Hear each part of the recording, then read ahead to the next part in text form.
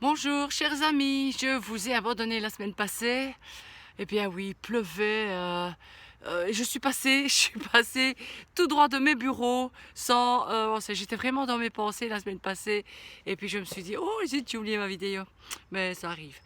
Alors j'espère que je vous ai pas trop manqué. On va parler aujourd'hui de trouillomètre à zéro. Qu'est-ce que c'est de ça? Alors ici Marie, accompagnatrice de vie, j'aide les gens à sortir des relations toxiques et nocives sous l'emprise d'un pervers narcissique afin de se reconstruire dans l'amour, le respect de soi et des autres pour retrouver la liberté et surtout la confiance en soi. Alors le trouillomètre, ça vient pas de moi évidemment. Pour mes amis français qui regardent ces vidéos, ici en Belgique, on a tendance à...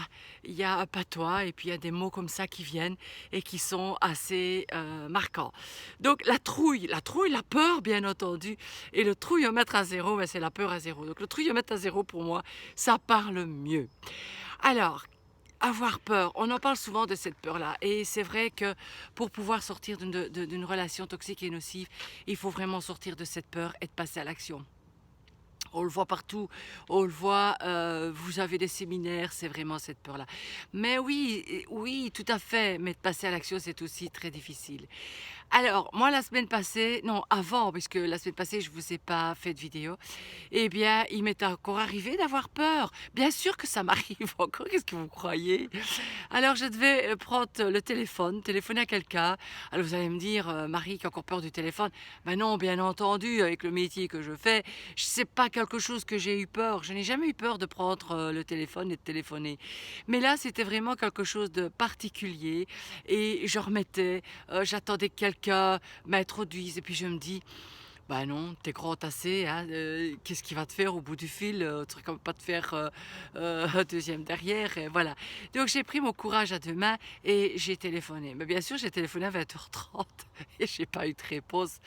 Et le lendemain, j'ai recommencé et bien sûr, là, ça a décroché. Et je me suis dit, heureusement, j'étais préparée parce que j'étais un peu surprise de ça. Donc vous voyez, chers amis, moi aussi, il m'arrive encore d'avoir des peurs, d'avoir des craintes et d'être tétanisée par cette peur et par cette crainte. Mais rassurez-vous, elle ne dure pas longtemps. Et c'est ça que je voulais vous dire. C'est que votre peur, elle ne doit pas se tétaniser. Parce que, vous savez, moi, vous connaissez un peu une partie de ma vie et pourquoi j'ai voulu aider les gens à sortir de cette relation-là. Parce que j'ai les clés, bien entendu, de cette relation. Mais il y avait encore des portes qui étaient fermées. Des portes qui étaient fermées parce que la peur de souffrir, on ne veut plus souffrir, on ne veut plus aller vers des relations comme ça. Donc qu'est-ce qu'on fait? On ferme des portes. Mais j'en ai rouvert, bien entendu. Sauf que je ne m'étais pas rendu compte. Et merci à ma coach.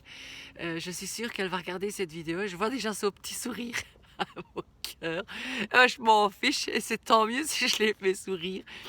Et j'avais fermé cette porte-là du bonheur. Je ne m'en rendais pas compte, même que je voulais le bonheur, mais la porte était fermée. Alors, est-ce que je vais pouvoir ouvrir cette porte? Bien sûr, puisque la porte de ma liberté, imaginez les portes de coffre-fort. Je ne sais pas si vous êtes déjà descendu ou allé dans des endroits de coffre-fort dans une banque. Quand on ouvre des portes, c'est des portes vraiment lourdes, épaisses. Et bien, moi, ma porte de la liberté, c'était vraiment cette porte-là. Donc, si je suis parvenue à ouvrir cette porte de la liberté, ben, la porte du bonheur, elle n'a pas, pardon, elle n'a pas évidemment cette épaisseur. Il suffit juste de la laisser entrer, de laisser entrer le bonheur.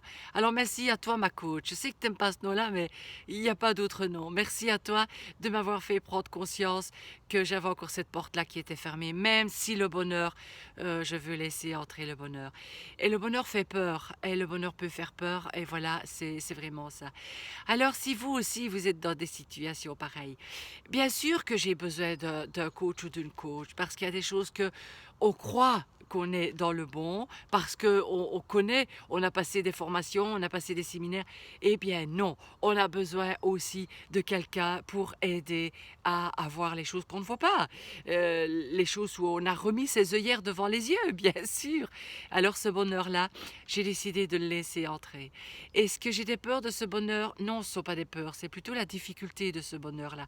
Donc voilà, l'éloignement, même, voilà, c'est un peu tout ça qui fait peur. Et je vais arrêter de penser avec ma tête parce que là, c'est du relationnel. Et c'est ma tête qui me dirige, qui dirige pour le bonheur. Eh bien non, c'est comme tout. Le bonheur, c'est le cœur. Alors voilà, je vais me recentraliser, je vais me poser et vraiment profiter de ce merveilleux bois où le soleil commence à sortir. Alors je suis dans ma clairière parce que il commence à faire noir un peu plus tard, il commence à faire aussi un peu plus frisquet. Il ne faisait que 10 degrés quand je suis arrivée ce matin, mais c'est toujours un bonheur de vous avoir et de savoir que vous êtes là derrière à m'écouter. Et voilà, chers amis, donc addiction au bonheur. Addiction au bonheur. Yes, yes, yes. Tout le monde a une addiction au bonheur. Et ayons tous ensemble une addiction au bonheur. J'étais l'autre jour en voiture et il y avait un bus qu'il fallait que je laisse passer. Et le jeune, là, c'était un petit jeune, 30-35 ans, il avait un visage tout à fait fermé, une coquille d'œuf. J'ai commencé à lui sourire. Ben, vous savez quoi? Il m'a renvoyé son sourire. Il a dû me prendre pour une folle, mais non, il m'a renvoyé un sourire. Donc, ce qui m'a pas pris pour une folle puisqu'il m'a souri. Donc, ayons vraiment cette addiction au bonheur. Et voilà, vous verrez que la vie va vraiment changer et changera pour vous. Donc, chers amis, si vous avez besoin d'aide, si vous êtes dans une situation vraiment compliquée, si vous êtes dans une situation où vous ne savez pas où voir, comment ouvrir les portes, faites-vous aider. Faites-vous aider parce que tout seul, vous n'y arriverez pas. Je vous aime, merci de partager, passez une excellente semaine et à la semaine prochaine. À bientôt!